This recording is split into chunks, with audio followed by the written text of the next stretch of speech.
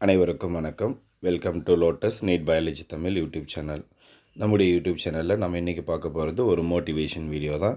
Video பார்க்குறதுக்கு முன்னாடி நான் போகிற வீடியோ பிடிச்சிருந்தால் மறக்காமல் சேனலை சப்ஸ்கிரைப் பண்ணுங்கள், வீடியோவை லைக் பண்ணுங்கள், வீடியோவை உங்கள் ஃப்ரெண்ட்ஸுக்கும் ஷேர் பண்ணுங்கள். ஸோ பிஜிடிஆர்பி எக்ஸாம் 2025 நம்ம நீண்ட நெடுகாலமாக பார்த்தீங்கன்னாக்கா காத்துட்ருந்த ஒரு எக்ஸாம். ஸோ இப்போ சரியான நேரம் வந்திருக்கு. ஸோ இதை பற்றின பார்த்தீங்கன்னாக்கா நியூஸ் பார்த்தீங்கன்னாக்கா நமக்கு ஃப்ரீக்வெண்ட்டாக இதுக்கப்புறம் கிடச்சிக்கிட்டே இருக்கும். இப்போ லாஸ்ட்டாக ஒரு டே பிஃபோர் எஸ்டர்டே கூட ஒரு நியூஸ் ஒன்று கிடச்சிது.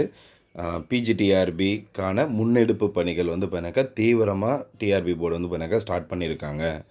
ஸோ இதுதான் பார்த்தீங்கன்னாக்கா சரியான நேரம். ரெஸ்ட் எடுக்காதீங்க, படிங்க படிங்க, படிச்சுக்கிட்டே இருங்க. படிப்பு ஒன்று தான் நம்முடைய வாழ்க்கையை மாற்றும் அப்படின்ற டாப்பிக்கில் தான் இன்றைக்கி பார்க்க போகிறோம். ஸோ இந்த வீடியோ யாருக்கெல்லாம் அப்படின்னா, எப்போ நோட்டிஃபிகேஷன் வரும்னு இவ்வளோ நாளாக காத்துட்டு இருந்து இப்போவும் தூங்கிட்டே இருக்கீங்களோ அவங்களுக்கான வீடியோ தான். இப்போவும் மொபைல் பார்த்துக்கிட்டே இருக்கிறவங்களுக்கான வீடியோ, இப்போவும் ரீல்ஸ் பார்த்துக்கிட்டே இருக்கிறவங்களுக்கான வீடியோ, இன்னும் நோட்ஸ் தேடிக்கிட்டே இருக்கிறவங்களுக்கான வீடியோ. ஸோ என்ன இப்படி இந்த வீடியோ யாருக்கெல்லாம் சொல்லிட்டு போயிட்டே இருக்கிறேன் அப்படின்னா, சிம்பிள், நம்ம நேரத்தை வேஸ்ட் பண்ணுறவங்களுக்காக தான் சிம்பிளாக அவங்களுக்காக வீடியோ. சரிங்களா? ஸோ நியர்லி பண்ணாக்கா ஒரு 3.5 இயர்ஸுக்கு மேலே நம்ம என்ன பண்ணிகிட்டு இருந்தோம், நோட்டிஃபிகேஷன் எப்போ வரும், டிஆர்பி போர்டு நோட்டிஃபிகேஷன் போடுவாங்களா, பிஜி வேக்கண்ட் வருமா, எவ்வளோ வேக்கண்ட் வரும், இந்த மாதிரி எவ்ரிடே நம்ம காத்துக்கிட்டே இருந்தோம். ஆனால் அதுக்கான சரியான ஒரு நேரம் கனிஞ்சு வந்திருக்கு. இதுதான் சரியான நேரம். இந்த சரியான நேரத்தை யூஸ் பண்ணல அப்படின்னா திரும்பவும் நம்ம பார்த்தீங்கன்னாக்கா எதிர்பார்த்து காத்துக்கிட்டு இருக்க வேண்டியதாக இருக்கும். ஸோ நமக்கு பார்த்தீங்கன்னாக்கா நோட்டிஃபிகேஷன் ஆகஸ்ட் மாதம் வரப்போகுது, எக்ஸாம் நவம்பர் மாதம் வரப்போகுது. இதுக்கப்புறமும் நம்ம தூங்கிட்டே இருந்தால் எப்படி பாஸ் பண்ண முடியும்? இதுக்கப்புறமும் நம்ம மொபைல் பார்த்துக்கிட்டே இருந்தால் எப்படி பாஸ் பண்ண முடியும்? நிறைய பேர் படிக்கிறாங்க, நிறைய பேர் பார்த்தீங்கன்னாக்கா எனக்கு ஃபோன் பண்ணி பேசுகிறாங்க. அவங்கெல்லாம் பார்த்தீங்கன்னாக்கா நைட்டில் பார்த்தீங்கன்னாக்கா ஒரு நாளைக்கு 4 ஹவர்ஸ் 5 ஹவர்ஸ் தூங்குறவங்களும் இருக்காங்க, 4 ஹவர்ஸ் 5 ஹவர்ஸ் படிக்கிறவங்களும் இருக்காங்க. ஸோ அப்போ பார்த்தீங்கன்னாக்கா நிறைய காம்படிஷன் இருக்குது. அந்த காம்படிஷன் வேர்ல்டில் நாம் எப்படி முன்னேற போகிறோம்? இந்த நேரத்தை யூஸ் பண்ணல அப்படின்னா திரும்பவும் நம்ம பார்த்தீங்கன்னாக்கா ஒரு 2-3 வருஷம் இதுக்காக காத்துட்ருக்க வேண்டியதாக இருக்கும். திரும்பவும் அந்த 2-3 வருஷம் பார்த்தீங்கன்னாக்கா நம்ம இப்போ என்னென்ன கஷ்டமெல்லாம் பட்டுட்ருக்கோமோ அந்த கஷ்டம் அப்படியே கண்டினியூ ஆகும். ஸோ அப்போ பார்த்தீங்கன்னாக்கா நேரத்தை வீணடிக்காதீங்க. இதை விட சரியான நேரம் வருமானா வராது. எக்ஸாமில் பாஸ் பண்ணுறது ஈஸி கிடையாது. எக்ஸாமில் பாஸ் பண்ணணும் அப்படின்னா நிறைய விஷயத்த சாக்ரிஃபைஸ் பண்ணணும். சிம்பிளாக மொபைல் யூஸ் பண்ணுறத டோட்டலாக அவாய்ட் பண்ணணும். ஃப்ரெண்ட்ஸோடு நிறைய நேரம் பேசுகிறத டோட்டலாக அவாய்ட் பண்ணணும். எப்போவுமே படிச்சுக்கிட்டே இருக்கணும். அப்போ தான் பார்த்தீங்கன்னா நம்மளால் பார்த்தீங்கன்னாக்கா வரக்கூடிய தேர்வில் பாஸ் பண்ண முடியும். பாஸ் பண்ணுறது மட்டும் நம்முடைய எய்ம் கிடையாது. பாஸ் மார்க் யார் வேணாலும் வாங்கலாம். போஸ்டிங் வாங்குறது தான் நம்முடைய எய்ம். அப்போ நிறைய விஷயத்த சாக்ரிஃபைஸ் பண்ணணும். என்னென்ன விஷயத்தெல்லாம் நீங்கள் சாக்ரிஃபைஸ் பண்ண போகிறீங்க? மெயினாக தூக்கம். ஒரு நாளைக்கு 4 மணி நேரம் இல்லை 5 மணி நேரம் தூங்குங்க போதும். ஏன்னா நம்ம எல்லாருமே பார்த்தீங்கன்னா இந்த வீடியோ பார்க்குற நிறைய பேர் ப்ரைவேட் ஸ்கூலில் ஒர்க் பண்ணிகிட்ருக்கோம். ப்ரைவேட் ஸ்கூலில் ஒர்க் பண்ணும்போது படிக்கிறது எவ்வளோ கஷ்டன்றது நமக்கு தெரியும். நிறைய பேர் சொல்லிட்டு இருப்பாங்க, நான் ப்ரைவேட் ஸ்கூல் போயிட்டுருக்கேன், என்னால் படிக்க முடியல. சொல்லிக்கிட்டே இருந்தால் கடைசி வரைக்கும் சொல்லிக்கிட்டே தான் இருக்கணும். இன்னும் 10 வருஷம் ஆனாலே சொல்லிக்கிட்டே தான் இருக்கணும். எப்படி நம்ம அந்த இதிலிருந்து நம்ம வெளியே வரப்போகிறோம்?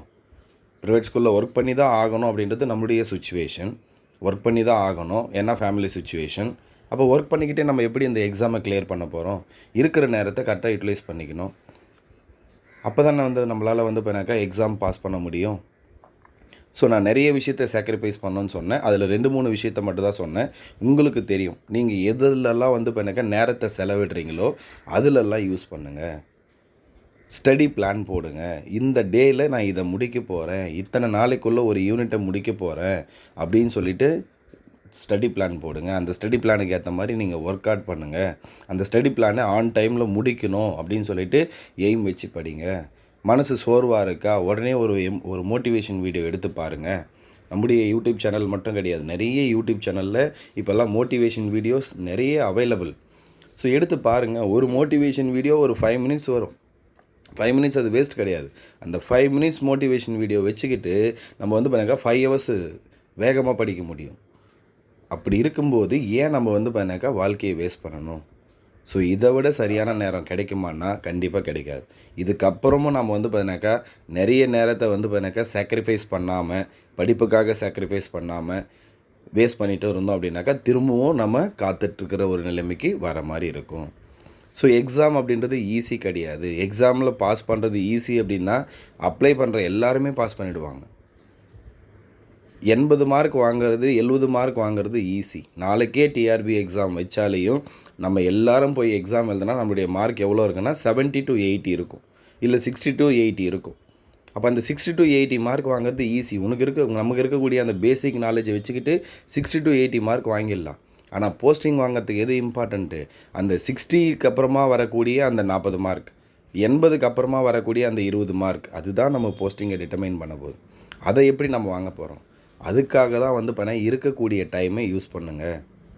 நான் திரும்ப ரிப்பீட்டடாக சொல்லிக்கிட்டே இருக்கக்கூடிய ஒரு விஷயம், ரிப்பீட்டட் ரிவிஷன். ஸோ இதை மறந்துடாதீங்க. ஒரு டாப்பிக்கை குறைஞ்சது ஒரு 7-8 முறையாவது படிங்க. அப்போ தான் ஒரு யூனிட்டை ஒரு 7-8 முறையாவது படிங்க. அப்போ தான் நம்மளால் வந்து பார்த்தீங்கன்னா வரக்கூடிய டிஆர்பி கிளியர் பண்ண முடியும். எக்ஸாம் ஹாலில் போய் உட்காந்தா இந்த கொஷின் நான் படிச்சிருக்கேன், இதுதான் ஆன்சர் அப்படின்னு எக்ஸாக்டாக சொல்ல முடியும்.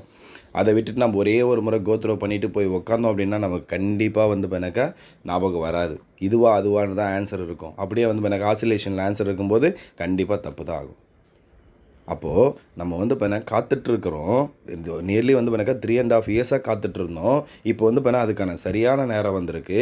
எப்படி நம்ம வந்து பார்த்தீங்கன்னா அந்த நேரத்தை யூஸ் பண்ண போகிறோம், எப்படி நம்ம ரிவைஸ் பண்ண போகிறோம், எப்படி டெஸ்ட் போட்டு பார்க்க போகிறோம், எப்படி வந்து பார்த்தீங்கன்னா இன்ஸ் எடுக்க போகிறோம், இது எல்லாத்தையும் வந்து பார்த்தீங்கன்னா பிளான் பண்ணி கரெக்டாக பண்ணோம் அப்படின்னா வரக்கூடிய பிஜிடிஆர்பி தேர்வில் நம்ம எல்லாருமே வந்து பார்த்தீங்கன்னா போஸ்டிங் வாங்க முடியும். அப்போ எல்லாருமே இந்த காம்படிஷனில் வந்தாங்கன்னாக்கா அந்த காம்படிஷன் ஹெல்த்தியாக இருக்கும். ஸோ நமக்கு வந்து பார்த்தீங்கன்னா இன்னும் கொஞ்சம் ஸ்டிமுலேட்டடாக இருக்கும். இப்போவே நிறைய பேர் படிக்கிறாங்க, நிறைய கோச்சிங் கிளாஸஸ் இருக்குது. ஸோ நமக்கு வந்து பார்த்தீங்கன்னா நிறைய தெரியல.